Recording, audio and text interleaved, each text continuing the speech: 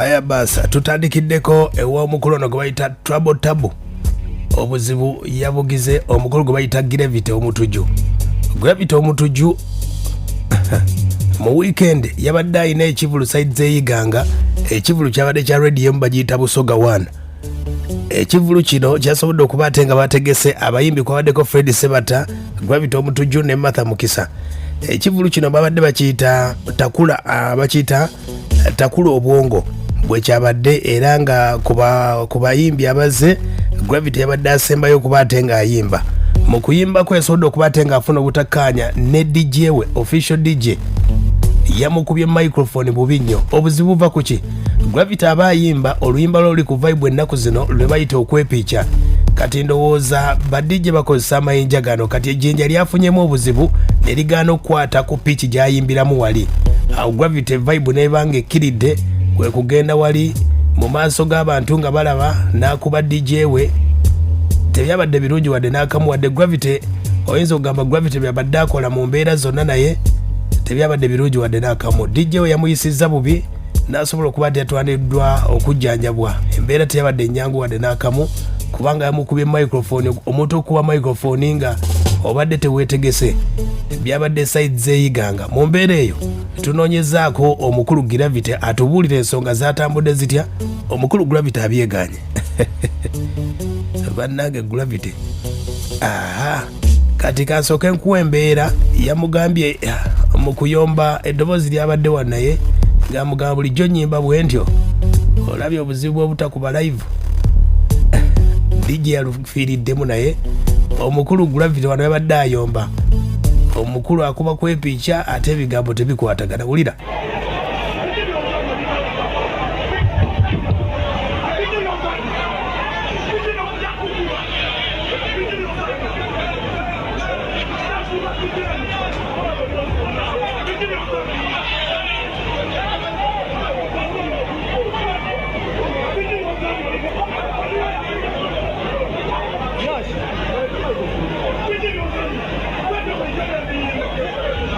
Kitegedde bwe ntyo bulijjo bwe mbiyimba lwaki toyimbira ku live. Kwabaddeko nno live band ya Solid Band naye Gravity omutuju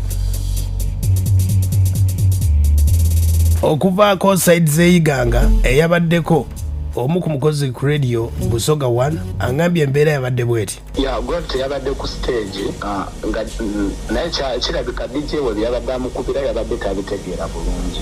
Yes, so DJ yabadde complaining nti no player yabadde akozesa yabadde fault. Ate Gravity yabadde eri ku stage nga tasobola kubitegeera. So Gravity yayimiriza performance nayagala okubuka agende gyali DJ amukube. Yabaddewo ebyuma byakabande bya live band nga tasobola ku accessinga. Nakwata microphone n'agimukanyugira nga amugamba guno gwe mulimo gwange lwaki eno n'ofiisi yange. Yayogedde bingi awo kusasula kukola bino naye ekyokumukuba microphone yalabye tekimumalidde. Nakasuka piano n'agisembezaayo eri bwe n'amulumba n'amuyisaamu kawempi. Era olaba yagenze yimba ennyimbe za ebbiri ezabadde kitegedde.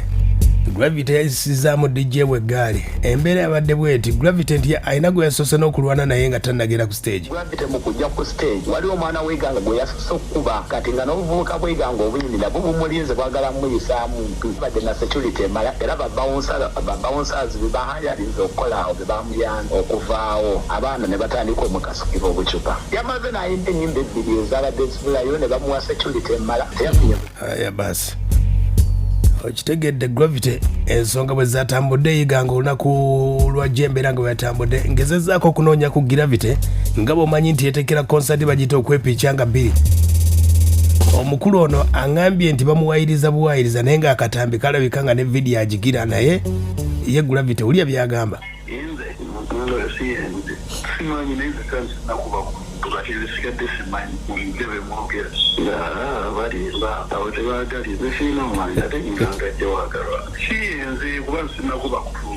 Aya basi ozitegedde ensonga bwe zabadde bwe zityo.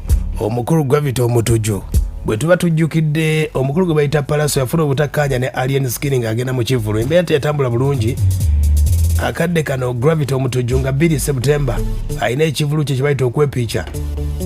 Kati ensonga bwe zatandikidde awo katumusabire embeera etambule bulungi naye ye Gravity agambye DJ tannamusabulako wadde Gravity DJ anaavayo n'agamba nti bankubye kuba ye DJ wa Gravity gwatambula naye.